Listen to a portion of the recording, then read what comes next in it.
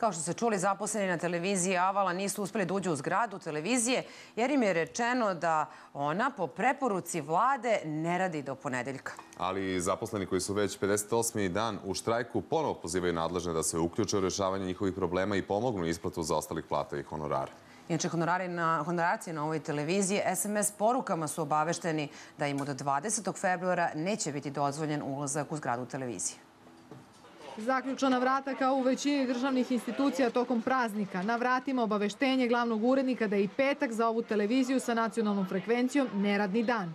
Prema našim informacijama, unutar zgrade, umesto uobičajenih, 2 čuvara, danas se nalazi samo u režiji 5 ljudi, pored toga 4 se nalaze ispred, tako da umesto da se plaše kako će televizija funkcionisati u narednom periodu, odnosno da li će imati bolju gledanost nego što je to inače slučaj, oni se plaše radnika koji su do sada omogućavali praktično da ovaj program funkcioniše, da sama televizija funkcioniše. Dakle, ovo je neverovatno stanje.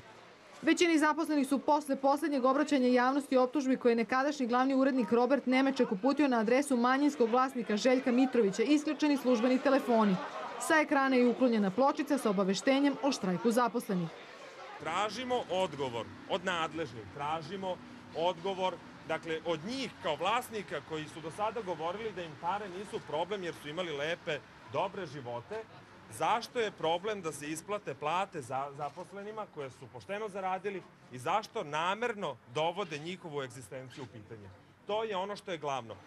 Za 58 dana štrajka zaposleni su dobili samo 2 zaostale plate. Najavljuju da neće odustati od svojih prava i da će protestovati pred Republičkom radiodifuznom agencijom, Ministarstvom kulture i ostalim nadležnim institucijama. Posle skoro 2 meseca štrajka na televiziji Avala iz Ministarstva kulture i informisanja konačno najavljuju da će se uključiti u rešavanje ovog slučaja. Državna sekretarka za medije Dragana Milićević rekla nam je u kratkom telefonskom razgovoru da će već u ponedeljak zatražiti sastanak sa rukovodstvom Republičke radiodifuzne agencije koja je nadležna za televizije sa nacionalnom pokrivenošću. Kada dobiju odgovor na pitanje od RRA šta su do sada učinili, iz Ministarstva za kulturu najavljuju da će se uključiti u rešavanje ovog slučaja. Za vesti televizije B92, Žana Bulajić.